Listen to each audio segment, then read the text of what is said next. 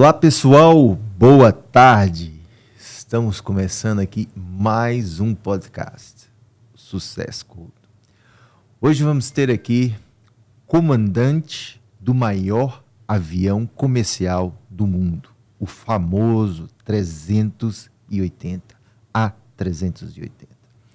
Um dos mais jovem e primeiro comandante responsável por levar o A380 ao Brasil, pousado em São Paulo em 2015. Com vocês, comandante Pablo Leite. Olá, Márcio. É um prazer estar aqui com você após anos e é um prazer também de estar aqui no canal. Desejo tudo de bom nessa nova etapa do podcast e estamos aqui para tirar todas as dúvidas e contar um pouco da história. Pablo, primeiramente quero realmente agradecer. É um privilégio ter aqui você representando uma profissão de tanta paixão, de tanta responsabilidade e com certeza vai passar aqui neste momento lições de vida, lições de histórias de boas e várias coisas que você tem aprendido nesses anos de profissão. Pablo, como é que você chegou em Dubai e começou toda essa paixão pela aeronáutica? Na verdade, eu venho de uma família que sempre esteve envolvida com aviação, né? Meu pai é piloto de avião, minha mãe comissária, tenho tio que é comandante também, primos, então foi uma coisa bem natural desde de pequeno de estar envolvido no meio da aviação. Antigamente, claro, era muito mais fácil você poder viajar com meu pai na época, ir na cabine, acompanhar o voo. Quando ele ia fazer simulador de voo, no intervalo eu fazia as manobras no avião, de pousar e decolar um avião. Então imagina você com uma criança de 6 anos de idade, decolando e pousando um avião de simulador, né, sabendo que aquilo ali poderia ser real. Então isso daí realmente desperta uma chama em você, né, de querer ser piloto. E o próximo passo era naturalmente aguardar a idade mínima para começar. Então eu comecei com 16 anos, comecei no Aeroclube de Itápolis, no interior de São Paulo. Nessa época a família estava morando em São Paulo. Era uma época difícil, né, porque difícil em termos de logística, porque São Paulo e Itápolis tem uma distância onde eu tinha que ir de ônibus. Então eu terminava a escola sexta-feira, eu ia com a mala para o colégio e do colégio eu ia para o terminal rodoviário do Tietê, pegava o ônibus para Itápolis e no sábado de manhã eu fazia um voo, no sábado à tarde outro voo, domingo de manhã mais um voo e domingo à tarde um outro voo para poder pegar o ônibus, voltar para São Paulo. Resumidamente, chegava em casa 1 da manhã para ir para a escola às 8 da manhã, né? Mas ficava cansado? Claro, ficava, mas fazia com prazer. Foi o começo da carreira, né? Realmente eu queria começar o mais cedo possível a minha carreira como piloto. E hoje em dia eu olho para trás, eu não mudaria nada. Eu vejo que valeu cada esforço, cada chuva de final de tarde ali em São Paulo, né? Que às vezes eu me perguntava, mas poxa, eu não posso ir no fim de semana? Não. Você estava tudo marcado para ir naquele fim de semana. E aí eu tirei a carteira de piloto no Brasil, terminei tudo com 18 anos. Depois a família mudou para os Estados Unidos, né, os meus pais. Eu fiquei com eles lá um tempo, mas aí voltei para o Brasil, entrei na TAM, que hoje em dia é Latam.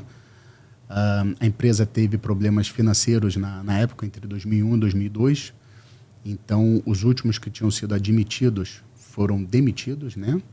Nisso eu fui voar aviação privada, executiva, baseado no Rio de Janeiro. E também foi uma grande experiência, porque foi a minha primeira vez envolvida numa aviação executiva particular de grande porte, que era um Gulfstream 4, né? E nisso a gente viajava muito para a Europa, Estados Unidos, fizemos voos para Nova Zelândia. E aí depois disso eles venderam um avião e aí eu fui morar na China, em Macau. Fiquei 2 anos lá em Macau, morando lá. E aí chegou numa hora que eu queria entrar numa empresa que fosse uma das maiores empresas do mundo. Então tinha certas opções no Oriente Médio. E eu acabei vindo para os Emirados Árabes, onde eu estou aqui já há quase 17 anos. E muito feliz. E aqui eu estou. Que legal. É uma trajetória bem longa, né? Então, é possível ser piloto de avião com 16 anos? É possível começar. Começar Com 16 anos. Começa na parte teórica, como é que funciona? Começa com a parte teórica e começa com a parte de voo, você tendo instrução, né? Com o instrutor, você lado a lado, mas é onde você já começa a ser exposto às manobras que a gente faz durante o voo, que vão ser requeridas depois para o seu cheque final, quando você tiver 17 ou 18 anos, dependendo do país onde você está, né? O Brasil, na época, era 18 anos, Estados Unidos, se não me engano, é 17 anos que você pode ter a carteira de piloto privado, mas é o primeiro passo. Então, geralmente, quem tem esse sonho de ser piloto já começa desde cedo, né? Já começa desde cedo. E hoje em dia também com a tecnologia é muito normal você ver as pessoas começando com 16 anos e parece que já voavam antes. E o porquê disso? Pelos simuladores de voo que a gente tem. A gente tem simuladores de voo onde você está literalmente dentro de um avião, em casa, com um manche, com o controle de motor, você tem todo o console. Então, é só questão de você adaptar isso daí para a vida real. Então, nesses simuladores, consegue ser tudo parecido de um avião normal? É perfeito. Cada ano que passa, eles conseguem ainda puxar mais um pouco e deixar mais perfeito. Sim. Então, uma criança que queira começar ali, começa nesse simulador, já está começando ali a aprender. Sem dúvida. Sem dúvida. E você também tem, dentro desses simuladores, as manobras que são exigidas durante o curso de piloto privado, que é o primeiro curso. Então, você já vai treinando ali. Então, quando você vai para o avião, é só questão de você adaptar ao voo em si real, né? Que você está no simulador, você está numa cadeira, mas você não tem o feedback do avião, de você estar subindo, de você ter a sensação que está indo para trás, para o lado, né? Mesma coisa do que você dirigindo um simulador de corrida, né? Você pode dirigir ali o carro de Fórmula 1 sentado no cockpit, com os mesmos comandos, tudo, mas botar no carro de Fórmula 1 tem a força G, tem outras coisas que envolvem, mas você vai aprender a troca de marcha, e é a mesma coisa no voo, você vai saber, você vai aprender as manobras e como decolar, como pousar, e ele vai te dando o feedback conforme você vai fazendo cada manobra no simulador de voo. Existem também umas aplicações de telefone, de computador, que não precisa ter esse simulador físico, mas que consegue, na teoria, uma criança começar a brincar com aquilo? Tem hoje em dia simuladores onde você já começa, você pode brincar com o próprio iPad, né, que você tem o comando de você empurrar para baixo, o avião desce para a direita, ou você pode adaptar um joystick, Bluetooth, e fica com a tela parada e você voando e o avião ali na frente. Aí você pode escolher o ângulo que você quer, se você quer o ângulo vendo o avião ou você quer o ângulo como você estivesse dentro do cockpit, mas também já vai despertando na criança com 8, 10, 12 anos. Qual o nome? Lembra de alguns aplicativos que você recomenda? Tem o FX. Se você procurar o simulador no iPad mesmo, na Apple Store, você bota Flight Simulator, tem um que tem não sei quantos downloads. É o primeiro que vai aparecer lá. E é bem real. Bem real. E aí, claro, você começa com um avião de uma hélice, né? Um monomotor.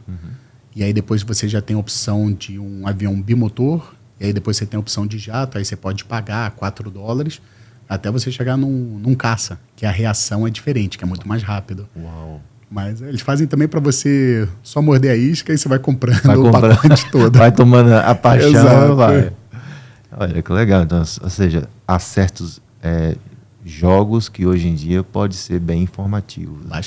Bastante. Ajuda muito. Você vê cada vez mais pessoas mais jovens e mais preparadas, porque não é só a questão de você ter o conhecimento teórico para ser piloto, mas envolve a fraseologia, né? Então você pode treinar a fraseologia hoje em dia com aplicativos onde você escuta o que está acontecendo em tempo real no aeroporto de Nova York, de Londres, de Dubai, Guarulhos. Então você já está treinando a fraseologia.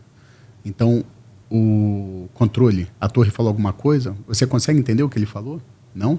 A partir do momento que você consegue, mesmo escrevendo, entender o que ele falou, então já é menos um passo que você vai precisar se preocupar depois na sua carreira Como é que é a fraseologia? Dá um exemplo aí, pode falar.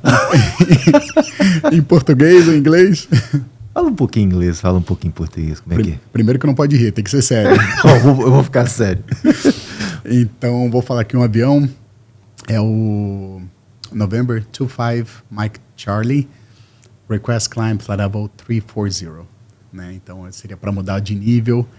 Então, você tem toda uma fraseologia padrão, que existem manuais, né? Claro, as pessoas nem sempre querem ver quando vai ver o manual, porque é um manual com frases para cada situação de voo. Então, você vai ver o manual, é uma grossura desse tamanho. Quem que tem paciência de ler? Né? A gente gosta muito mais da prática. Eu acho que quanto mais jovem essa geração, eles querem ver as coisas acontecendo, né? Essa parte de estudo, de papel, de ler. Mas por isso que você tem esses aplicativos, e tem muitos aplicativos também onde você pode treinar. Se você fala, você tem que solicitar alguma coisa. Se você não falar no formato certo, ele fala que você está errado. Até você falar que está o certo para você passar o próximo nível. Então são níveis. E você, quando faz esse treinamento, faz em quantas línguas? A gente tem que saber isso daí em inglês, né, para voar internacional. A gente, inclusive, tem... O inglês é o mínimo. O inglês é o mínimo exigido. E dentro do inglês você tem diferentes níveis de inglês, né, para voar. Veja bem que não é um inglês de conversação, é um inglês de termos técnicos. Então, são provas que são feitas. Se você mora na Europa, é o setor europeu que vai aplicar essa prova em você. Se você mora na China, você faz a prova lá na China, para eles te darem o nível de inglês. O exigido mínimo para voo internacional é 4, aí você tem o nível 5 e nível 6. Né? Se você tirar o 3, você não pode voar internacional. Você só pode voar doméstico, nacional. Como é que, se você fosse chegar no Brasil, como é que seria a linguagem? Depende de quem está comigo no avião, né? Então, acho que se você está com alguém que fale português, que é brasileiro, você falaria em português, né? Porque acho que é o nosso idioma... Claro, mas imagina, como é que seria como é que você ia falar lá para a torre lá do Brasil? Um exemplo. Só pra... Dando um exemplo? Yeah. Vamos supor, então seria... Ainda lembra do português do Brasil? Ainda lembra, às vezes enferruja. Mas seria São Paulo Control, good morning, November 25, Papa Charlie, maintaining flight level 340, approaching Uzaba, and request descend. Então, quem você é, né? Onde você está. Então, eu estou mantendo o nível de voo 340, que seria 34 mil pés, e a posição que você está, para eles saberem no radar deles quem você é. Que legal, né? Que bacana. Uau, aí o pessoal já está sabendo aí como é que essa forma de aproximar, né, quando está chegando, né, a parte técnica. Pablo, vamos falar um pouco desse avião, que você é uma pessoa especializada nele, né, que é o A380. Por que é tão especial para os pilotos e para os passageiros? Eu vou falar do ponto de vista dos pilotos inicialmente, né? Quando eu comecei minha carreira como piloto, o maior avião na época era o 747, o Boeing 747. Ainda não existia o projeto do Airbus 380, foi algo que foi criado nos últimos 25 anos, né, com o projeto. E o primeiro voo dele foi em 2007, se não me engano, 2008, né, quando ele foi feita a primeira entrega. E eu, sinceramente, nunca imaginei que iria voar ele, porque é questão de você estar numa empresa que vai crescer, que existe senioridade. São muitos fatores para você poder chegar a pilotar esse avião como copiloto, né, como comandante. Então, são pouquíssimas empresas no mundo que têm esse avião. Então, inicialmente era uma coisa que eu não imaginava, né?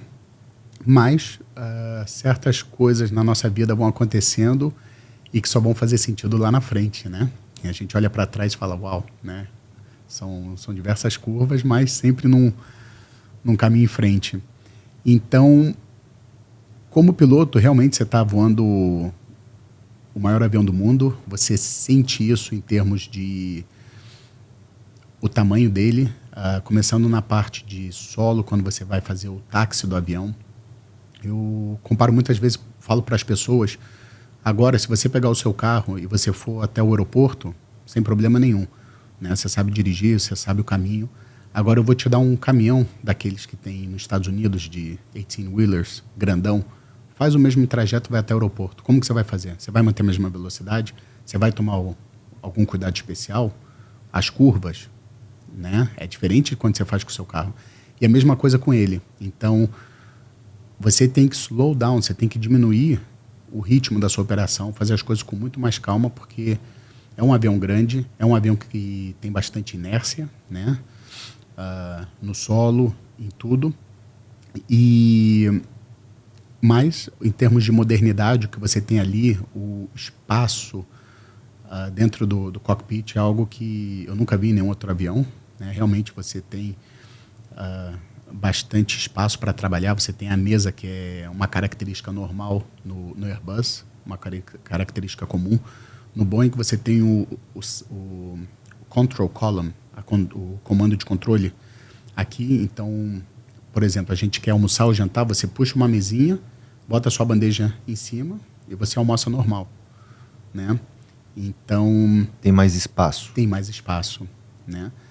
Um problema que antigamente tinha muito nos aviões era a falta de luminosidade. Então, você chega à noite, você quer ver alguma coisa na sua carta de voo, alguma coisa que está escrita, você tem que puxar as luzes, mas em alguns ângulos, para você ver. Você não tem luminosidade na cabine toda.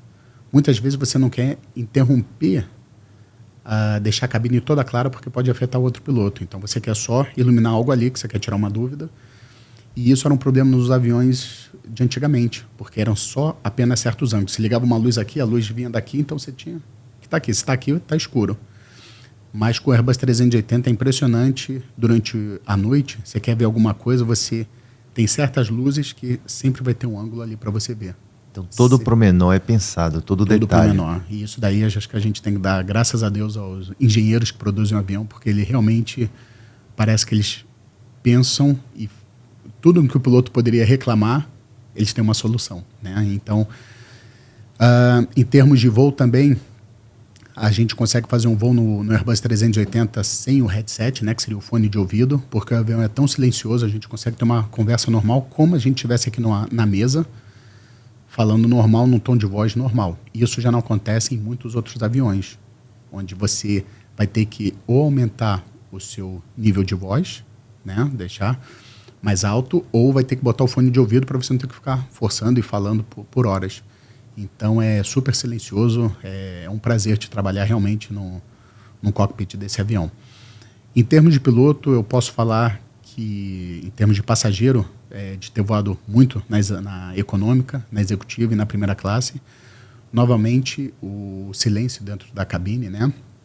Você também tem um espaço onde você faz voos longos de passageiro de 14, 15 horas, até 17 horas, dependendo para onde você for, muitas vezes Nova Zelândia, mas você tem aquele espaço, então você não sente aquela sensação de estar num lugar fechado, apertado, né? Você consegue andar, você tem áreas onde você consegue caminhar na frente do avião, você tem um espaço atrás, consegue esticar, não só para você, mas para os outros 10 passageiros, né? Muitas vezes você quer levantar, você quer andar, mas se você está num avião bem antigo, onde que você vai? Né? Não tem esse espaço. Está sempre apertado. Está sempre apertado. Se dá um passo a mais, você já está na galley, onde tem as comissárias que estão trabalhando, mas não. E na executiva, dependendo da configuração de cada empresa que existe no mundo, tem algumas que tem um lounge, onde as pessoas ficam lá em pé, fazendo, em termos de socialização, tem sanduíches, você fica vendo uma TV, conversa com uma pessoa. Aí quando já passou 1 hora, 2 horas de voo, você volta para o seu assento, come alguma coisa, assiste um filme, levanta mais um pouco. Na primeira classe também, dependendo das empresas aéreas, você tem camas. Você tem econômica, business e primeira classe. E primeira classe. E algumas outras empresas você tem a primeira classe, onde algumas você tem cama de casal.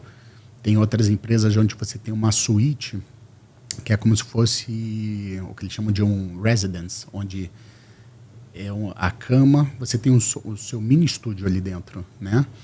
Outras você tem chuveiro na primeira classe, onde você pode tomar um banho e se sente novo, né? Na hora do pouso, pode ir dali às 6 da manhã, partir direto para o trabalho, começar o dia. Você não precisa ir para o hotel tomar um banho para começar o dia.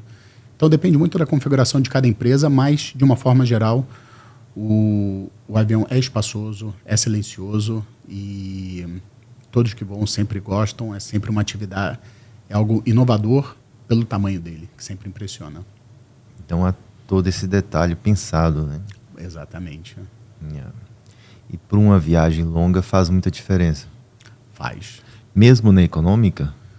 Mesmo na econômica, porque você precisa do espaço. São pequenos detalhes como a distância que você tem do outro passageiro do seu lado, a distância, pessoas que são um pouquinho maiores, até que ponto você consegue esticar sua perna ali na frente, né? Imagina você ficar 12 horas, 8 horas dormindo com a perna, o joelho flexionado, aí você vai ficar com dor na perna, vai ficar com dor nas costas. Claro. A cabeça, você quer encostar, você não tem o apoio exato, dependendo da configuração da poltrona também. Então, tem tudo isso que as empresas pensam, porque elas querem o conforto do passageiro, né? Elas querem que o passageiro vá e volte e esteja feliz. Não querem que seja um sofrimento a pessoa ter que viajar. Claro, né? Claro. Que legal. Pablo, Dubai é uma cidade de inovação, inspiração para muitos empreendedores do mundo inteiro. E como é trabalhar em uma das maiores empresas líder no mercado da aviação? É muito prazeroso, né? Que nem eu falei, a gente almeja chegar a um certo ponto da carreira, né, onde você está trabalhando numa das empresas que seja líderes do mercado, uma referência. Envolve também muito de você querer sair do Brasil. Acho que isso daí é o primeiro passo, né? Muita gente tem muito medo de sair do Brasil, sair da zona de conforto, né, para morar no exterior. Eu sei que não é uma etapa fácil, depende de mil coisas, depende de família, se tem os pais que estão com uma certa idade, a esposa que às vezes está trabalhando, tem um trabalho bom, não quer sair do Brasil, né? Então, não é fácil, não é uma decisão fácil. Mas, primeiro, você tem que querer sair do Brasil, né? Porque as maiores empresas do mundo estão literalmente, hoje em dia, Europa, Oriente Médio, na Ásia, nos Estados Unidos, né? E você está preparado ao profissionalismo que isso vai exigir na sua carreira, né? Eu comparo muitas vezes a alguns times de futebol. Tudo bem, você é um jogador, você joga no Brasil, num time, você é estrela lá, né? Não tem nada de novidade, mas aí você vai jogar num Real Madrid, num Barcelona, num Manchester City.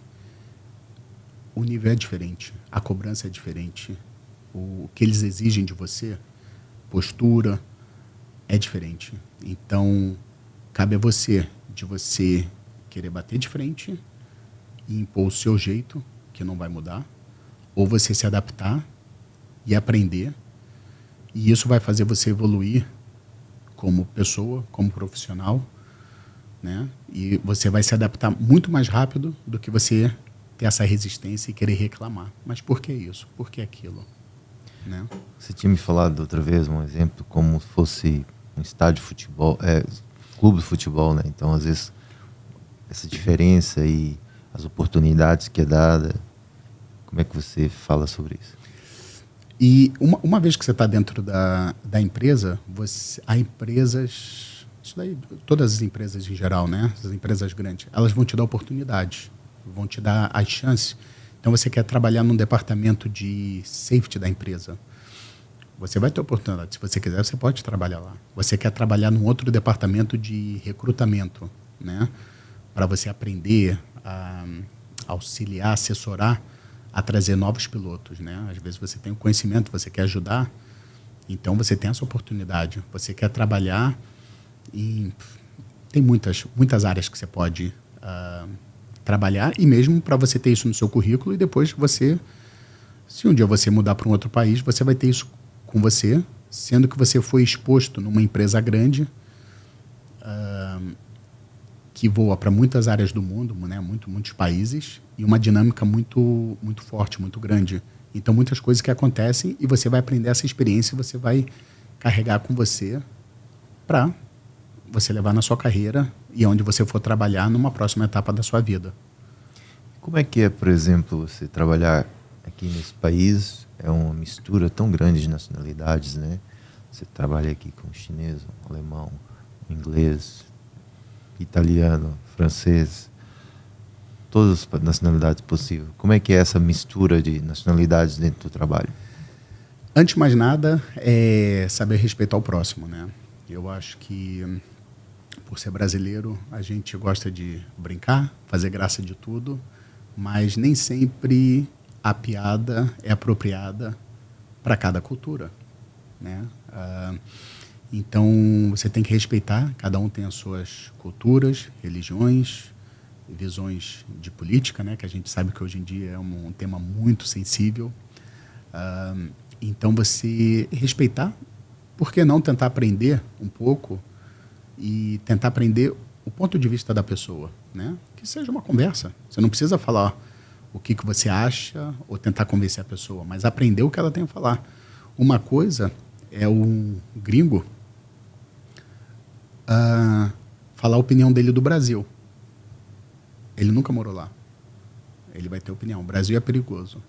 Outra coisa é ele perguntar para você e falar: Márcio, o que você fala do Brasil? É verdade isso que fala? Você vai falar: não, não é perigoso. Certos lugares no país pode ser perigoso, mas você vai falar. Ele vai falar: ah, entendi. Então, muitas vezes o pessoal quer ir de férias para o Rio de Janeiro. Eu não vou porque é perigoso. Eu falei: não, pelo amor de Deus, vai. Você só não vai nos lugares que são perigosos. Assim como você está em Nova York, você está no bairro errado, na hora errada, é perigoso. Você pode estar em Paris, no lugar errado, na hora errada, vai ser perigoso. Tem os lugares, né? Então, você tem que aprender muito e perguntar para as outras culturas, aprender. Mas é um prazer. Eu gosto muito de viajar, então a pessoa é do botão. Eu pergunto: o que eu posso fazer lá? O que você recomenda? Tem tal lugar, vai no restaurante, é o meu favorito, isso daqui. Então você aprende muita coisa. Tem essa troca de... Mas muito. Olha, eu vou no país, você pergunta ao seu colega, eu vou no seu país, o que faço legal? Então. Mas muito. Então, recentemente eu fui para Fiji, né, no Pacífico.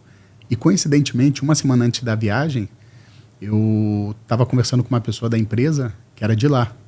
Então ele falou: não, você tem que ficar nesse lugar. Eu já tinha marcado um hotel num outro lugar. Ele falou: não, você tem que ficar aqui. E realmente a dica dele foi excelente. Então, aproveita, né? As pessoas estão ali, são ferramentas para você aprender, para você, não só de trabalho, né, como um diferente ponto de vista profissional, mas também como pessoal, né? Unir o útil ao agradável. Então é sempre legal essa parte de ter essa variação de... Variação. Ok. Fala um pouco da comunidade de apaixonados da aviação do Brasil.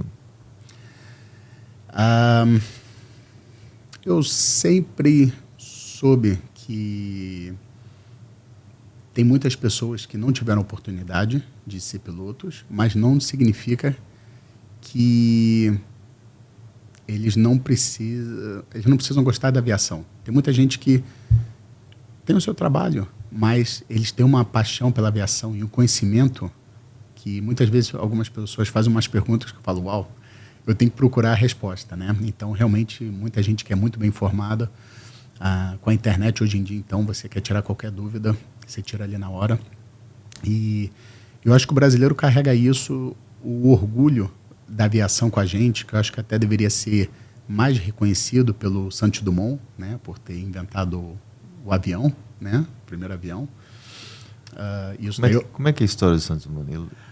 Se você for conversar com o americano, ele vai falar que foram os irmãos Wright. É isso. Mas aí daí a gente... Não, foi o brasileiro, foi o Santos Dumont. Mas então a gente tem esse orgulho, né?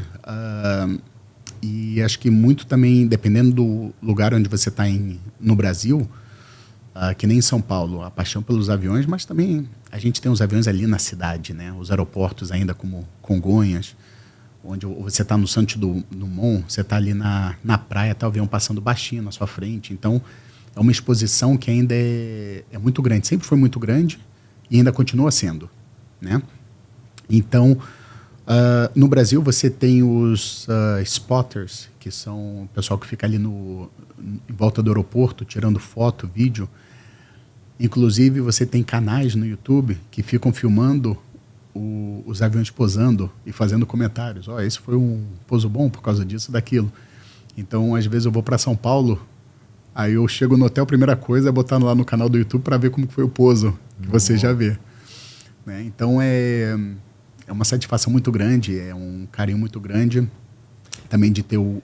Lá no Brasil existe pessoal que fica perto para gravar os aviões? Faz alguma coisa errada ali que... Não, eu falo assim, tipo, que às vezes pessoas são apaixonadas pelos aviões, ficam com a câmera lá fotografando, filmando, só por hobby. Ficam por hobby, eles ficam tirando foto. Tem um lugar em São Paulo chamado Morrinho, em Guarulhos, que é ali do lado do aeroporto, que é um ângulo ali excelente. Então eles conseguem captar o avião posando ali no ângulo legal, tiram fotos também. Muitas vezes acabo de posar, eu estou saindo do avião, abro o celular e já tá as fotos ali, acabei de ir. Ai, que legal. Então é bem legal. E fica disponível na internet? Disponível, ou você tem que contactar com eles? Como é que funciona? Às vezes se eu vou para um aeroporto novo, então eu vejo quem são as pessoas que fotografam lá. Então você dá um search, uma procura no Instagram, o Spotter, e aí você pode combinar, você vai estar nesse dia, eu estou chegando no dia 27, eu vou estar lá. Aí ele fala, não vou estar, mas vai estar meu amigo lá, essa pessoa sempre está. Mas é impressionante que cada máquina não é de iPhone não, é máquinas profissionais, que o pessoal tira foto com uma qualidade assim. Então isso é um nicho de profissão do pessoal que vão lá para fazer esse trabalho ou é um hobby? É um hobby. É um hobby. E vocês gostam de ver o avião chegando para ter aquela foto? Aquilo foi um avião chegando e... A gente gosta, faz bem, faz bem pro ego. Sério?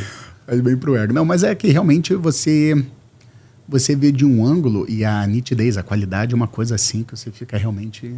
Né? É diferente você gravar com iPhone e com uma própria câmera profissional. Uma coisa que eu gostaria de perguntar, como é que é a visão no lado do A380? Você vê, acaba sendo pequenininho para ter lá de cima e ver aquela visão toda né? Quando você está chegando, subindo. Como é que você sente isso? Você adapta, né? Você adapta ao cockpit, né? A altura que você está em relação ao chão.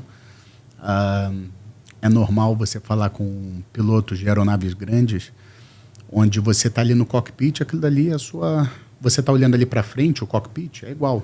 Não tem nada de diferente do seu avião antigo, as telas, né? Os instrumentos que você tem. Mas você vai fazer o que a gente chama de walk around. Você vai dar a volta no avião para ver se tem algum problema, né? Alguma coisa que faz parte do procedimento. E você olha o tamanho do avião. Aí você fala, uau, realmente dá aquela impressionada do lado de fora. Mas uma vez que você está dentro... Acostuma. Né? A gente acha que muitas vezes passa mais tempo na semana dentro do avião do que fora, né? Então é uma coisa que você entrou ali, parece que é uma chave que liga automaticamente. É verdade que já muitos desses aviões já praticamente andam sozinhos e tal? Como é que funciona isso? A tecnologia está evoluindo cada vez mais rápida, né? A gente vê hoje em dia com a inteligência artificial, né? O AI, as coisas estão acontecendo muito rápido. Antigamente, os aviões, década de 70, precisavam de 3 no cockpit, que era o comandante, o copiloto e o engenheiro de voo, né?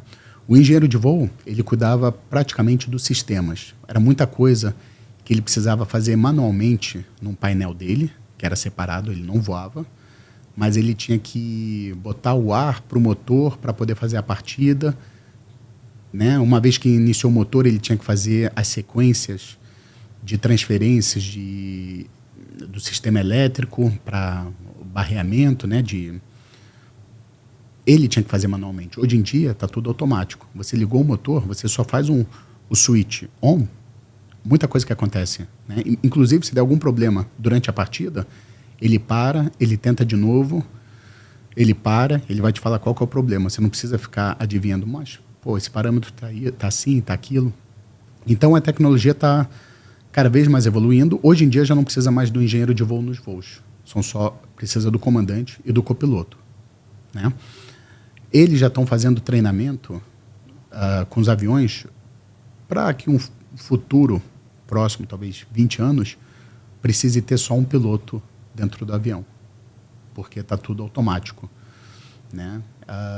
Mas a gente também está vendo isso acontecer paralelamente, né, com os carros, né? A gente volta e meia ouve falar do táxi, que vai ter um táxi sem o motorista, isso. Os Teslas fazendo umas coisas assim que você... Não, mas eu não acredito. Isso nunca vai acontecer. Evolução. Vai acontecer, vai evoluir, né? Então, muitas das manobras que hoje já acontecem no avião já é automático. Então, você tem situações onde um avião está vindo de frente com o outro, né? E aí você tem o que a gente chama de TCAS, né? Que é o Traffic Avoidance Collision System.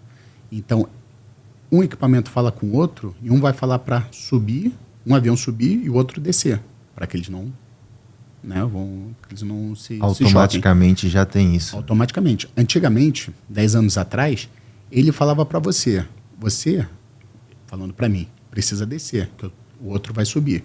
Então, eu tinha que fazer a ação manualmente de descer o avião, né, para que o outro piloto subisse. Hoje em dia, eles se falam entre si, né, e eles fazem a atitude. Então, você só fica ali pronto, caso o sistema falhar, mas ele faz automaticamente. Você não precisa fazer o input manual. Então, isso é um dos sistemas que já está automático. Alguns aviões, você está no nível de cruzeiro, né? Você está voando no cruzeiro normal, você tem uma despressurização, onde você perde a pressurização do cockpit. Estourou uma porta, alguma coisa, uma janela, você tem que fazer uma descida de emergência para 10 mil pés. Já tem aviões hoje em dia que faz isso automaticamente. A única coisa que você precisa fazer é botar máscara de oxigênio e monitorar o que o avião está fazendo. Então, as mudanças não vão acontecer da noite para o dia, mas vão por etapas, né? Mas eles já estão testando. O pouso automático é uma coisa que já tem há bastante tempo, por causa de nevoeiro. A decolagem ainda não existe, mas já estão fazendo treinamento. E também tem certas coisas que podem melhorar, como é o táxi. O táxi que a gente fala é você tá taxiando o avião dentro do aeroporto, né? Tem muitos aeroportos que são bastante complexos, com os quais caminhos você pode usar dentro do aeroporto. São aeroportos grandes, com o layout do aeroporto bastante antigo. Então, é uma coisa que existe bastante cuidado para que você não pegue um caminho errado. Mas já estão trabalhando onde você vai pousar o avião e você vai digitar qual caminho você quer que o avião pegue e ele vai fazer sozinho, você monitora, né? Então, vai acontecer? Vai, mas vai demorar um tempo. E ter aquele monte de botões lá... Ou seja, aquilo vocês veem aquilo, mas não usam sempre, né? Ou seja, caso precise usar, caso alguma coisa, vocês sabem que tem aquele botão, né? Aquilo... A gente tem que saber para que a função, cada botão, né? Que é um monte. Aquilo, é um monte de botão, aqui, né? Ó, olha aí a foto dele. Mas não, a gente tem que saber a função de cada um deles. Tem botões ali que a gente nunca quer usar na vida, né? Principalmente os vermelhos. Os vermelhos você não quer nunca que precise usar na vida. Mas a gente tem que fazer treinamento a cada 6 meses, né? Um requerimento das empresas aéreas. No simulador, são 2 dias de simulador, né? E depois de 6 meses, 2 dias de simulador bastante intensos, onde existe um programa onde a gente revisa todas as panes, geralmente num ciclo de 3 anos. Claro que você não consegue dar todas as panes em 2 dias, mas eles dividem todas as panes mais que seriam mais sérias. Ou seja, o que aconteceu no passado e como é que você deve lidar com essas panes, é isso? Também. Com esses problemas que possa ter acontecido. Também. Tem as panes que são previstas pelo fabricante, que podem acontecer, né, de acordo com a gravidade. E tem panes que acontecem, que aconteceu no mundo aeronáutico, mas que não estava previsto pelo fabricante e passa a ser um treinamento, né? O que a gente chama de EBT, Evidence Based Training. Então, são treinamento baseado em evidências, em coisas que aconteceram. Está acontecendo isso, isso e aquilo. A gente precisa fazer um treinamento disso para que não aconteça com a empresa. Então, a cada 6 meses tem um treinamento e você faz os procedimentos de acordo com o perfil da empresa que você está voando, com a sua experiência também, né? Porque não é só chegar lá e sair apertando o botão olhando o manual, né? Você tem que pensar o porquê das coisas que estão acontecendo. Então, envolve experiência, envolve tudo que pode afetar, né? Uma coisa é você ter uma pane entre um voo entre Paris e Londres, onde você tem um monte de aeroporto em volta. Outra coisa é você estar voando Doha para Los Angeles, você está em cima do Polo Norte, literalmente, onde você não tem nenhum aeroporto 4 horas em sua volta. Então, né, o que é prioridade, o que é urgência. Mas tudo é questão de treinamento, tudo é questão de estar sempre evoluindo. Sendo um comandante e um trabalho de tanta responsabilidade, o que faz para seu lazer no seu dia a dia e como se sente vivendo aqui nos Emirados Árabes? O dia off é um dia bem especial, né? Porque eu acho que, antes de mais nada, a gente precisa descansar, né? Do voo que a gente fez. Muitas vezes você faz voos muito longos. Então, a sua saúde tem que estar acima de tudo. Então, saúde a gente fala de dormir bem, se alimentar bem, né? No meu caso aqui, eu gosto muito de treinar jiu-jitsu, né? Uma coisa que acho que quem me conhece, eu comecei junto com a aviação lá com 15, 16 anos, faz parte da minha vida. Graças a Deus, aqui nos Emirados Árabes a gente tem um dos melhores treinos de diversidade no mundo, né? A qualidade e a quantidade de faixa pretas aqui é realmente muito boa. Eu gosto de jogar futebol também. E dependendo da folga, de quantos dias de folga que eu tenho, eu gosto de viajar também, né? Então, eu estou agora nesse projeto de fazer todos os países do mundo. São 196 países. Estão faltando 6 países aí para completar tudo. Quais são eles? Os países Micronésia, Marshall Island, Tonga, Paraguai. Paraguai, você nunca foi em Paraguai? Se eu ganhasse $1 para cada vez que eu ouço isso. Estou brincando, eu também nunca fui.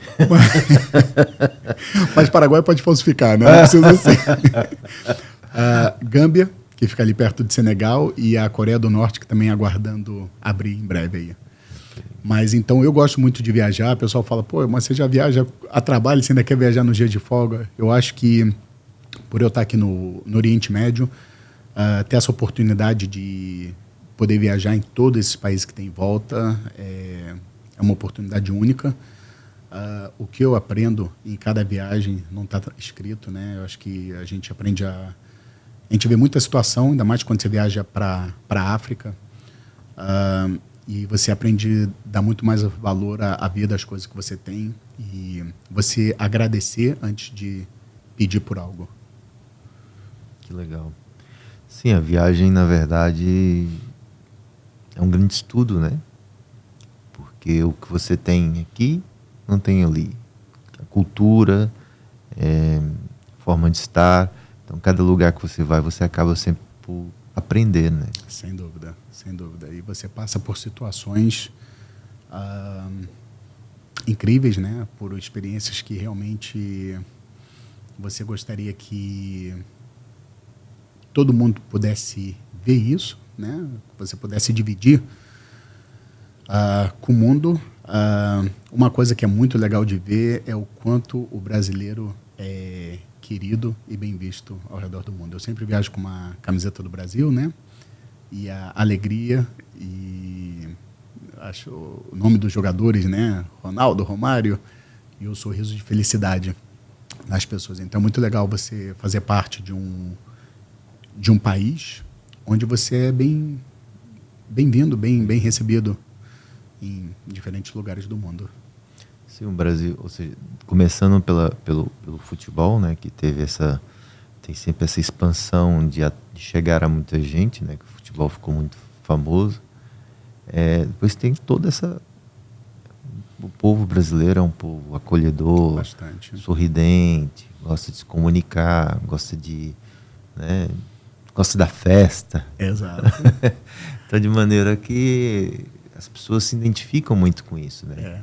E falta muito esse carisma entre as pessoas do mundo inteiro. Então, quando a gente dá isso por natural, né, acaba recebendo, né? Exatamente. Agora, eu pelo menos estou vivendo uma geração onde o pessoal ainda fala do Zico, Romário, Ronaldo. Acho que quem for fazer os países daqui a 10 anos, eu não sei de que eles vão falar, que do jeito que está a seleção, né? pelo menos agora nessa fase atual, a gente agora ainda falam do Neymar. Exato. Ok. E não só, tem excelentes jogadores aqui também, né? O futebol tem crescido, tem excelentes jogadores aqui nos Emirados Brasileiros e estão espalhados pelo mundo inteiro. Sem dúvida. Que tem feito aí uma grande diversificação. Como você se sente a responsabilidade de levar até 640 pessoas no ar de um destino para o outro? Você, antes de mais nada, né, você tem que saber que é a sua vida que está lá, né? Então, não importa se você está voando sozinho, você está com o seu pai, namorada, esposa, filho, filha, cachorro, 100, 600 mil pessoas atrás. É a sua vida, né? A aviação é uma coisa séria, né?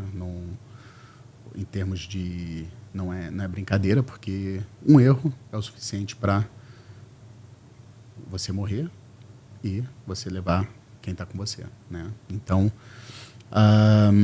antes de mais nada, você é um trabalho, né? Você tem o voo por prazer, tem, mas a seriedade acima de tudo, né?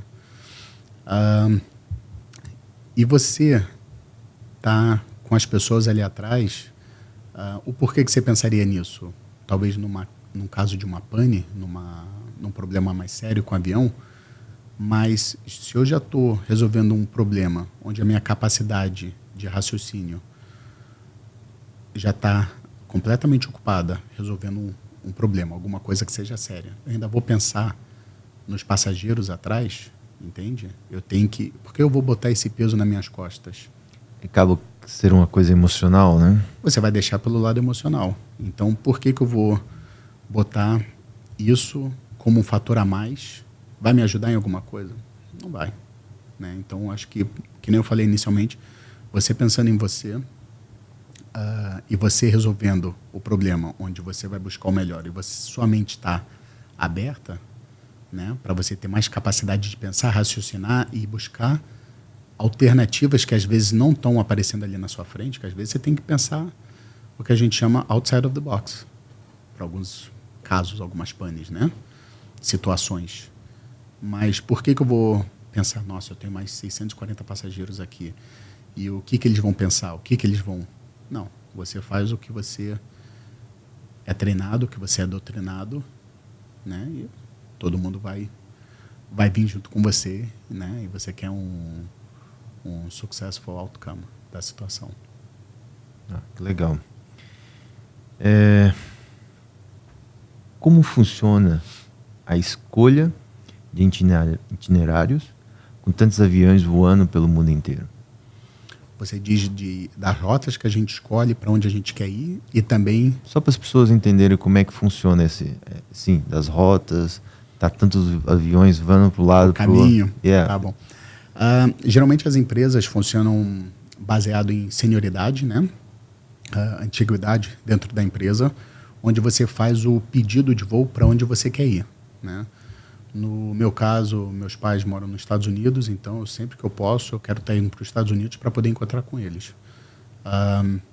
Então eu faço o pedido de voo para lá. Se está na minha senioridade, na minha antiguidade dentro da empresa, eu vou ganhar um voo para lá, né? Muitas vezes, outros pilotos mais antigos pedem um voo para lá, eles vão ganhar, né?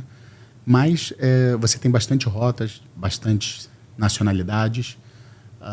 Tem gente que quer folga, tem gente que quer passar no dia 17 de novembro em Nova York, porque o pai dele vai fazer uma festa lá de aniversário. Então, são bastante opções, cada um tem a sua escolha pessoal. Tem gente que não gosta de voo longo, porque não consegue se adaptar a dormir, a descansar dentro do avião. O fuso horário é um problema, né? Então, tem gente que gosta de ficar só indo no setor norte e sul, vamos supor, Europa e África do Sul, porque mantém o mesmo fuso horário, você trabalha durante o dia ou a noite, mas você não muda de fuso horário, né? Então, tem diferentes opções, diferentes gostos. Essa daí é da parte de trabalho. Em relação ao voo, o caminho que eles vão escolher... Avião para um lado, avião para o outro. Avião para o outro, é tudo... Hoje em dia é tudo por computador, né? As empresas aéreas, eles mandam um plano de voo repetitivo, né? Então, a decolagem de um voo de Abu Dhabi para Nova York é sempre o mesmo horário todos os dias, né? Então, o computador sabe e você tem... Isso já está, ou seja, é pedido, já está definido e não se muda se não for uma emergência. Exatamente. E outras empresas também querem decolar naquele horário. Aí, o aeroporto tem toda uma estrutura que vai falar. Uma empresa também quer operar, vamos supor, decolando de Abu Dhabi para Paris, naquele horário. Eles vão falar, não tem como a gente colocar vocês nesse horário, porque a gente tem voo saindo para a Austrália, para Nova York, mas você pode sair uma hora depois, decolar uma hora depois. A empresa não, uma hora depois, aí vai atrapalhar a minha conexão na chegada lá. Então, tem toda uma estrutura, todo um sistema, né? Isso é mundialmente. Isso mundialmente. Falando mundialmente. Exatamente. E você tem muitos aeroportos que a gente chama de slot, né? Que é o horário de decolagem e de pouso, que tem que ser naquele horário, né? E um dos lugares mais restritivos para isso é a Europa, que o espaço aéreo europeu é super busy, né? Então, você realmente tem certos horários onde você precisa decolar e estar sobrevoando naquele horário, porque senão você não consegue autorização para usar aquela rota. E se você não tem autorização para descer, como é que você faz? Fica dando volta? Não, para descer, muitas vezes o aeroporto está com mau tempo, está acontecendo alguma coisa, aí você tem que fazer o que a gente chama de holding, né? Espera. Aí você fica esperando, ou você tem que coordenar também com o ATC, né? Que seria o Air Traffic Control, deles saberem quanto que você pode esperar ali, quanto de tempo, quantos minutos. Às vezes você tem bastante combustível para esperar 2 horas. Às vezes você tem combustível para esperar 15 minutos. Então depende muito da situação, mas você precisa falar para eles até quanto você pode esperar, senão você tem que ir para o aeroporto, que é o seu alternado. Tem sempre uma opção? Sempre tem que ter uma opção. O piloto sempre tem que ter opção B, C e D. Nunca pode... Tem sempre que ter uma carta na manga. Já é sempre pré-definido. Olha, se caso alguma coisa aconteça, se eu não poder ir aqui, tem que dar para ir para aqui. Exatamente. E a gente vai sempre fazendo um update dessa situação, porque as coisas mudam, né? A aviação é muito dinâmico. Então, às vezes, aconteceu alguma coisa nesse aeroporto, estourou um cano d'água que a pista está inundada. Qual que é o nosso plano B? Vai ter que ser nesse aeroporto que é um pouco mais afastado. Então, vamos fazer o combustível. Caso dê algum problema no destino, a gente vai ter um combustível agora reserva. Vamos reservar um pouco a mais para a gente poder ir para ter esse plano B, né? Mas é normal, é aquela velha história, né? Quando você acorda das coisas darem errado, é impressionante como, né, a mesma coisa, você acorda e fala, nossa, mas hoje a torradeira não está funcionando, ou você derrama o leite no chão, tudo vai acontecendo errado, né? E mais ou menos é isso na aviação, que às vezes as coisas começam a acontecer, que você chega no final do dia, você está no seu hotel, você fala, cara, não acredito que começou com isso e aquilo, né? Mas é a experiência, é isso que você olha para trás, aí você se pergunta, poderia ter feito alguma coisa diferente? O que eu poderia ter feito melhor, né? Nunca tem só uma solução para um problema, tem diversas soluções, né? Mas o que poderia... Se essa situação acontecesse amanhã comigo, a mesma coisa, eu faria diferente? que eu poderia fazer de melhor? Né? Você conversa com outra pessoa que está ao seu lado, que geralmente a gente voa, né, em 2, 3, 4. O que a gente poderia ter feito melhor? Alguém consegue, às vezes, visualizar e vir com uma outra ideia. Você fala, uau, não tinha pensado nisso. E aqueles aviões que sobe, desce, vai um, vai outro, e você tem aqui quanto tempo para poder descer, encostar? Como é que é essa logística?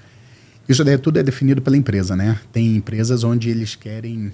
Porque depois tem aquela logística de encostar o avião, as pessoas, às vezes você fica ali e espera, poder encostar, da manga. Exato. Vamos lá. Tem as empresas de low cost, né? Vamos dizer aí, Ryanair, EasyJet, Azul no Brasil,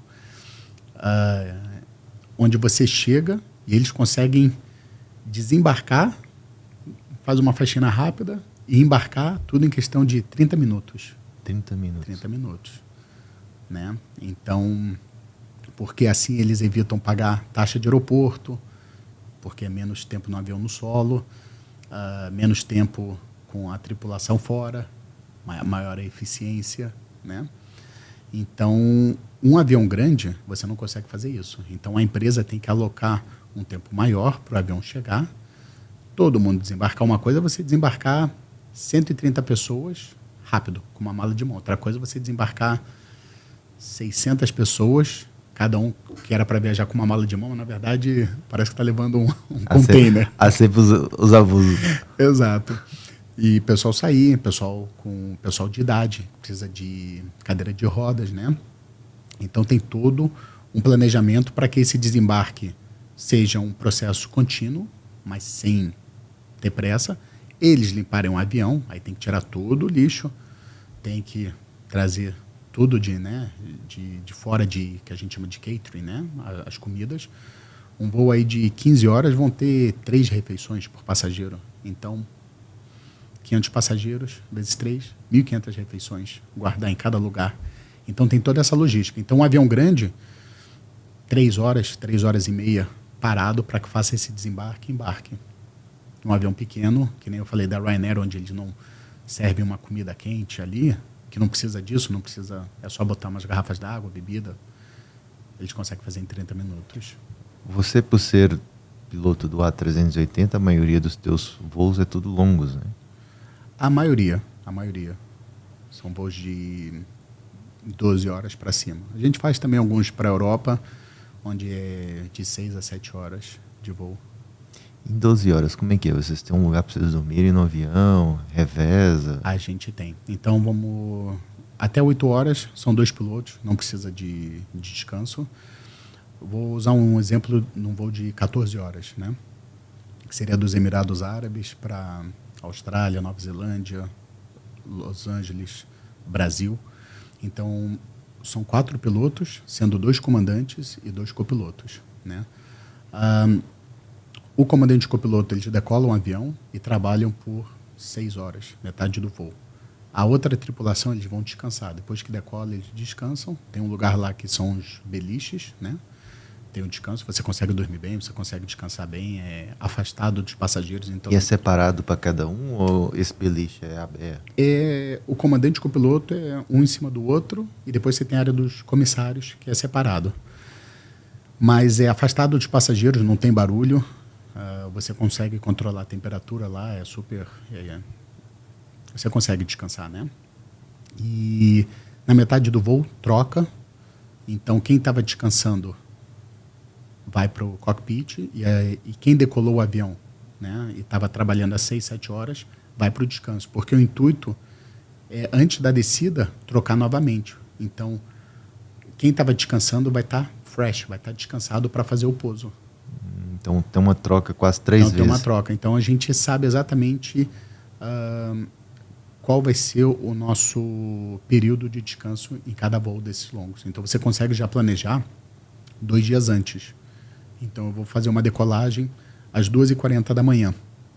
E eu sei que eu vou ficar acordado as primeiras 7 horas. Então, eu já começo a adaptar o meu sono 2 dias antes para poder chegar no dia. Estar descansado para poder trabalhar essas 7 horas contínuas. Legal. Então, é essa rotatividade. É. E você sente mais, você particularmente, gosta mais viagens longas ou mais 8 horas ou 14, 15? Eu gosto de viagens longas. Eu gosto de viagens longas, assim, de 15 horas, porque a média de trabalho das empresas no mundo são de 90 horas, né, de voo. 80, 90 horas, dependendo de cada empresa.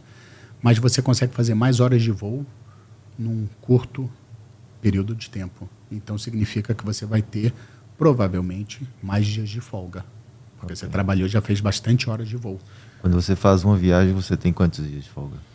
Pode ser 4, 5 dias de folga, né? Então, por isso que eu gosto que, às vezes, eu consigo fazer alguma viagem curta para algum país que eu não conheço, eu consigo ter mais tempo aqui, mas eu me adapto bem ao fuso horário. Para mim, o fuso horário não é um problema, mas, que nem eu falei, tem gente que não gosta. E é sempre essa responsabilidade. Eu estou de folga, mas eu sei que daqui 4 dias tem que estar fresh para trabalhar. Você tem que estar sempre pensando no próximo voo, né?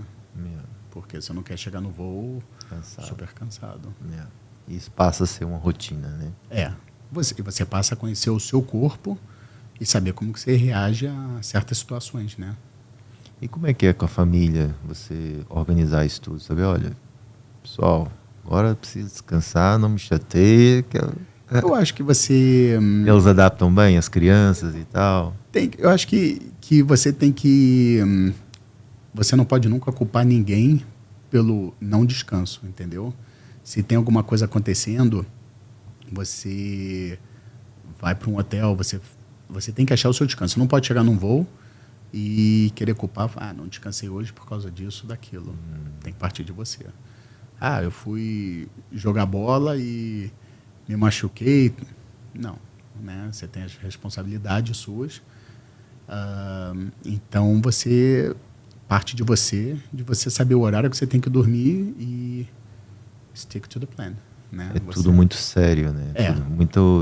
Você tem que ter muita disciplina, né? Muita disciplina, né? Porque são voos longos, né? Que nem eu falei, não são voos curtos, onde você vai 2 da manhã, volta às 6 da manhã. Não, você vai 2 da manhã e vai trabalhar aí por 14 horas.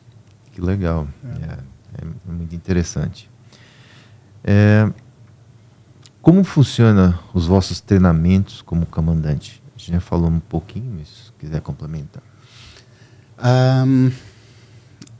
A gente sempre está... Antes do que a empresa também fornece para a gente de estudo e o que está acontecendo, né, no mundo, a gente sempre tenta, como profissional, saber o que está acontecendo. Se aconteceu algum acidente em algum lugar, o porquê que aconteceu desse acidente. Né? Então, a gente está sempre conversando com outros pilotos, tentando saber mais informações. Né? Então, o treinamento não é só a parte de simulador, mas é tentar saber o porquê que as coisas aconteceram. Por que aconteceu o acidente com o time da Chapecoense? Foi uma fatalidade? Foi um erro? Foi uma sequência de erros? O porquê? Né? E assim vai, com cada acidente. Então, a gente está sempre conversando com os outros. Né? Vocês ainda têm muito contato com o Brasil, você particularmente? Bastante. Os pilotos, lá há uma troca de informação, de conhecimento. Sim, muitas vezes a gente recebe uma foto, um vídeo de alguma coisa que aconteceu e quem está no Brasil já sabe o que aconteceu. Aconteceu isso porque o tempo estava ruim, ou tiveram gelo, danificou uma parte do avião. Então, a gente está sempre perguntando porque a gente nunca assume o que aconteceu sem ter todas as informações, né? Você tem a sua opinião pessoal, mas é muito fácil você querer criticar alguém por uma situação que passou e você está na mesa com todos os fatos em volta, né? A pessoa estava ali na hora, tenho certeza que ela não queria passar por aquele momento de perrengue, por alguma coisa que aconteceu. A pessoa estava tentando fazer o melhor que ela podia fazer no dia. Né? Então, é muito perigoso a gente criticar um colega de profissão sem ter todas as informações.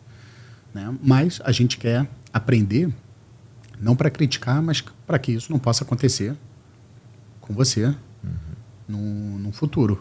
Muito legal. Né?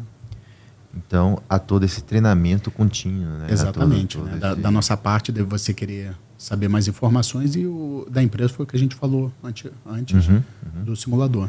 Antes de cada voo, vocês têm reuniões, discute sobre o voo. Como funciona isso? Então, é um procedimento normal, né, das empresas aéreas no mundo.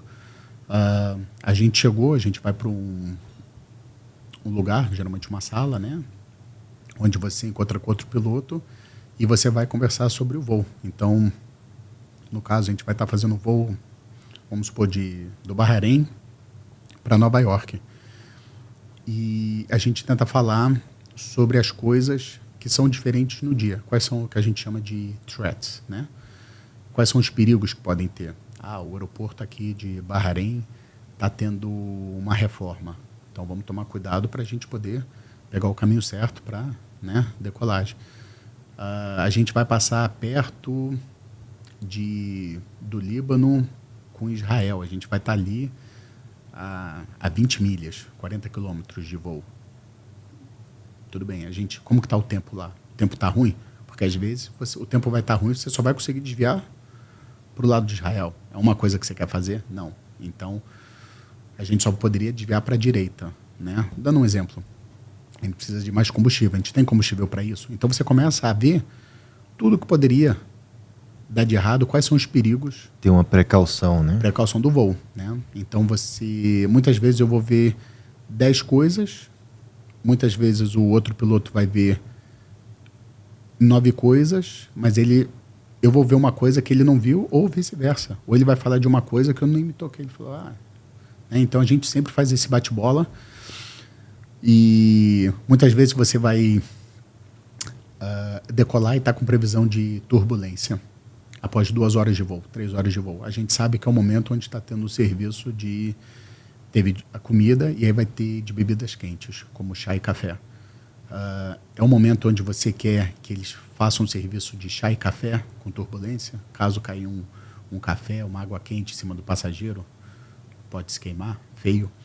Então, o próximo passo é a gente falar isso para o chefe dos comissários, para a gente coordenar como a gente vai fazer isso de uma maneira mais efetiva possível. Um A380, quantos comissários tem? Depende do voo, mas em média 25 comissários, 24 comissários. E dentro dos 25 tem um chefe? Tem um chefe que é o chefe de todos. De todos.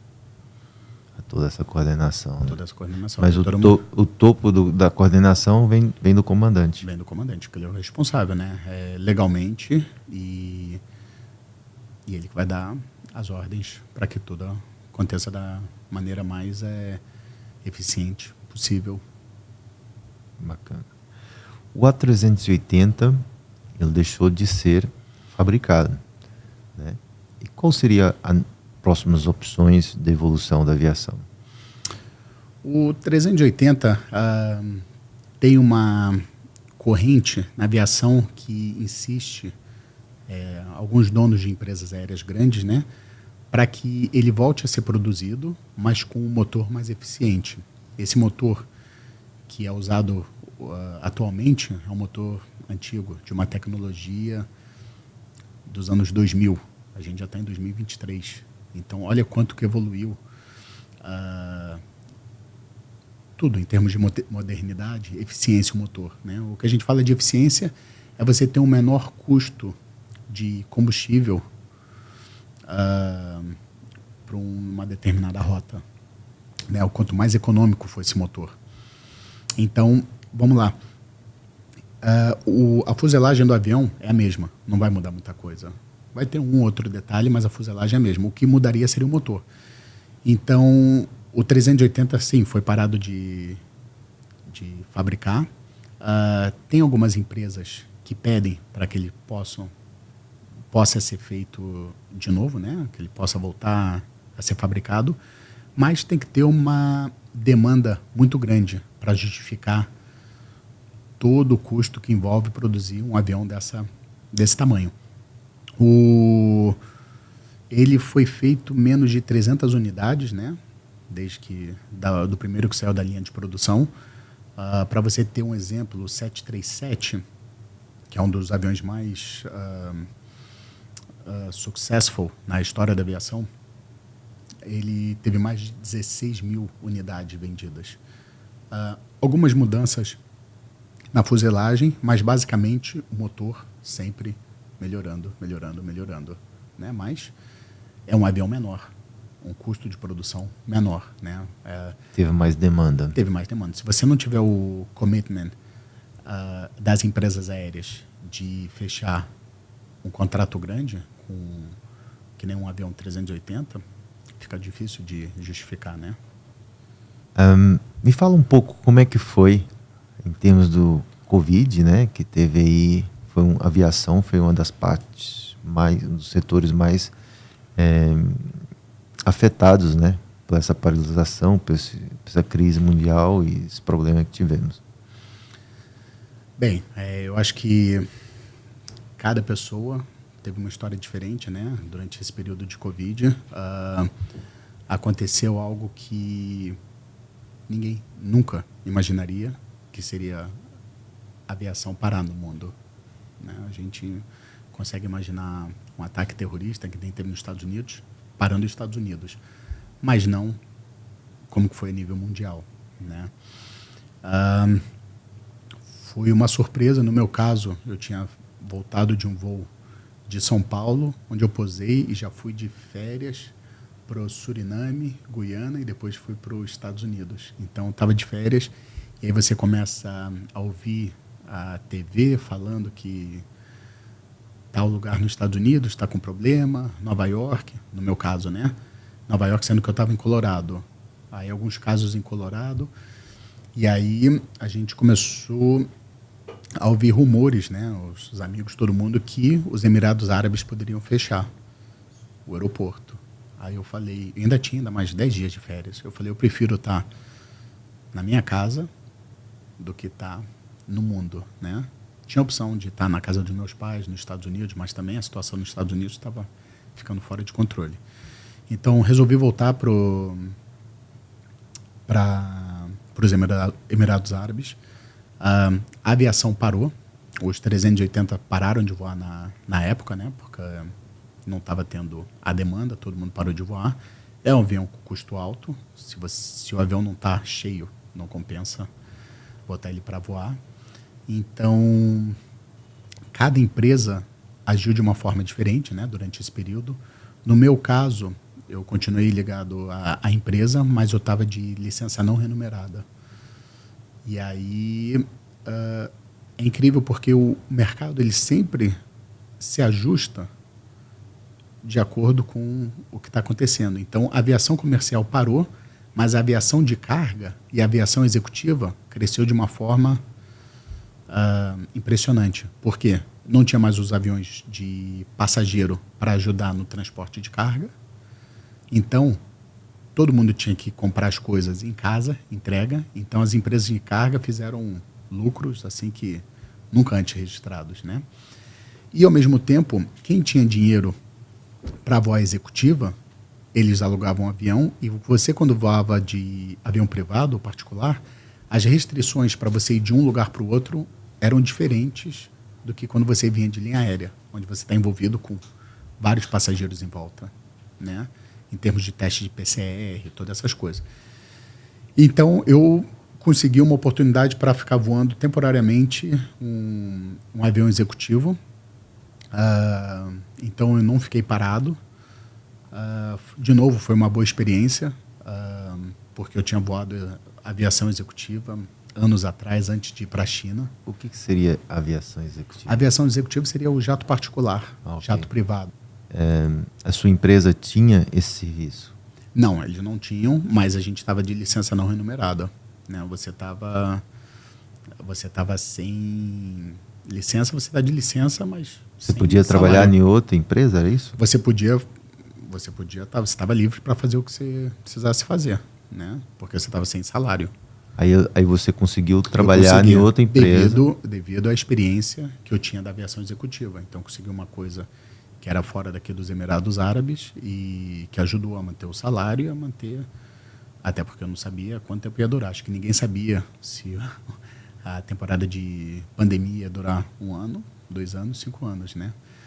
Então, foi bom, foi uma boa experiência, foi bom pelo salário, que muita gente Depois, quando as pessoas voltaram a voar, você ouve cada história, o que cada pessoa precisou fazer para se reinventar durante essa época.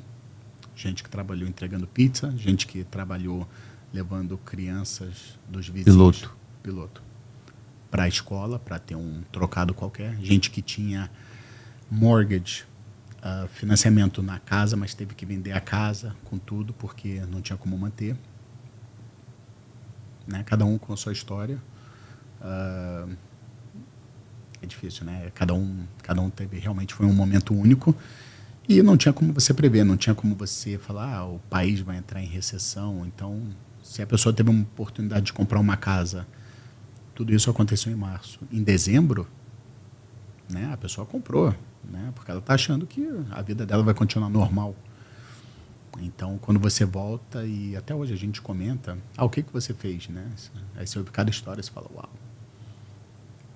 É uma situação difícil, né? Foi bem complicado.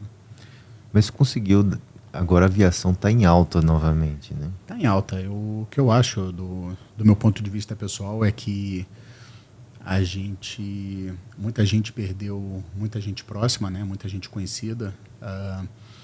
Então, hoje em dia, se a gente tem uma oportunidade de viajar e fazer algo sozinho, como família, ou de você encontrar alguém que você ama, da família, você não vai deixar passar essa oportunidade. Não vai ser $1.000, $1.500 que você vai salvar, que você vai perder esse momento, né? Então, as pessoas estão voando e querem passar assim, um Natal junto, querem passar uma data festiva junto. Então, não tem preço que pague esse momento de você estar com as pessoas que você ama, porque as pessoas estavam aqui, um mês depois você não poderia ter acesso a essas pessoas, delas estarem isoladas ou delas virem, no caso, a falecer, né? Como foi no caso do Covid. Você acha que vai ter aviões elétricos no futuro? Acho que vai, eu acho que vai. Eu acho que, como está acontecendo com o carro também, né? Tudo é questão de testar. Não acho que também vai ser uma coisa que vai acontecer repentinamente. Vão começar com alguns sensores, com alguns componentes elétricos, até ter uma transformação total, né? Mas tudo isso depende muito da tecnologia. Isso daí acho que vai além do meu conhecimento, né? É muita coisa que está acontecendo, mas acho que é muito legal ver todo mundo trabalhando junto para ter um planeta mais eficiente em termos de que você não gaste coisa da natureza, né? Então, que seja um motor elétrico, onde não vai usar combustível, que seja, né? Vai ter sempre o suporte de toda a comunidade de pilotos e tripulantes. Mas eu acho que vai vir sim, é só questão de... Já tem os aviões pequenos, né? Mas agora falta transformar isso daí em termos de redundância para alguns aviões maiores e quando envolve transportar passageiro. Uma coisa é você ter um avião onde você é um avião experimental, onde você é só você. Outra coisa é um avião particular, privado, pequeno. Que o risco é seu, né? O risco é seu. Outra coisa é um avião de transporte de linha aérea, onde os requerimentos são diferentes, mas é provável está tudo caminhando nessa direção. Se você fosse falar para uma criança de 5 anos sobre a sua profissão, o que você falaria? Bem, primeiro não pode demorar mais de 3 minutos, né? Senão a criança se perde, usar um linguajar fácil. Mas eu falaria que é uma experiência única em termos de certas coisas que você vai ver e vai vivenciar. Você vai guardar isso para o resto da sua vida. Você pode tentar falar para outras pessoas, você pode tentar tirar foto, vídeo, mas certas coisas você, estando ali no momento, como o nascer do sol em algumas partes do mundo, um pôr do sol, em certas partes do mundo você vê as maravilhas do mundo pelo alto, você vê as pirâmides, você vê a muralha da China, a extensão, você vê a aurora borealis, como que é, né? Você voando em cima do Polo Norte. São coisas que ninguém nunca vai tirar de você e que faça se é isso que você tem desejo, é uma coisa, acho que toda criança tem aquele fascínio por aviação, né, pelo avião. Faça porque você vai ser recompensado. Então é uma experiência satisfatória, né? Bastante. Se começar tudo de novo, faria ponto por ponto. Que legal. Pablo, por falar nisso, você transporta histórias junto contigo, né? Tem pessoas que vai no seu avião, que você está levando, tem histórias. Pessoa que saiu do país dela, está indo tentar uma nova vida no outro país. A pessoa que está indo visitar um familiar que não vê há muitos anos. A pessoa que está a fazer um negócio. Como é que você se sente com todas essas histórias que você transporta, sonhos, que na sua responsabilidade, fazer umas férias depois de um ano todo de trabalho, como é que você se sente essa responsabilidade de transportar todas essas histórias no seu dia a dia? Eu acho que a gente sempre tem que dar o máximo de serviço profissional, né, a cada um dos nossos passageiros, né? Isso daí acho que desde o momento que a pessoa marca para fazer o voo dela com determinada empresa, já é o momento que a pessoa começa a basear a vida dela para aquele dia, né? As coisas que ela tem que fazer no dia a dia, a preparação de mala, independente de qual é o motivo da pessoa estar indo viajar. Então, a gente sabe que pessoas estão ali dentro do avião com diferentes finalidades, né,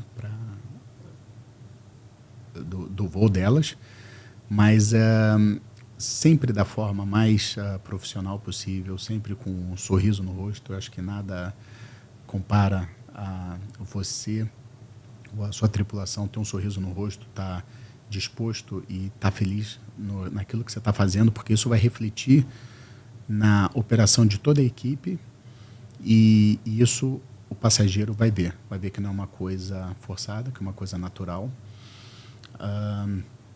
E muitas vezes as pessoas têm frustrações do dia a dia delas. Teve uma semana horrível em termos financeiros, familiares, 1000 coisas acontecendo. E ali a pessoa chega no avião, às vezes a pessoa está de cabeça quente e a pessoa explode, ou com um dos funcionários da empresa, ou com um dos passageiros do lado, né? Então você e a sua equipe saber lidar com uma situação dessas, né? Existem técnicas onde você vai tentar acalmar a situação, tentar entender o problema e tentar poder ajudar de diferentes formas para que isso possa ser resolvido da melhor maneira efetiva, né? Você quer que o passageiro entre no voo com um sorriso, que tenha um excelente voo e que saia do voo com um sorriso, onde você consiga dar aquele nível de satisfação que eles merecem, porque são eles que estão, né, pagando a passagem e da gente estar ali. Eles são o motivo da gente estar ali. Muito legal, Pablo. Pablo, a gente já está quase a chegar no final. Eu queria perguntar para você o que é para você o código do sucesso. O código do sucesso é algo que você tem que buscar dentro de você, né? Você tem que fazer por você, não fazer pelos outros, mas fazer por você. Você querer ser uma pessoa melhor cada dia. Você só vai ser melhor cada dia você tendo repetição, continuação, dedicação e paixão pelas coisas que você faz. Nada vai acontecer da noite para o dia.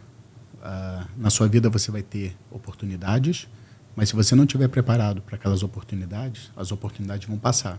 Podem voltar a acontecer ou elas nunca mais vão voltar a acontecer, mas você tem que estar preparado. Por isso você tem que ser uma pessoa melhor cada dia e fazer as coisas que você gosta com paixão.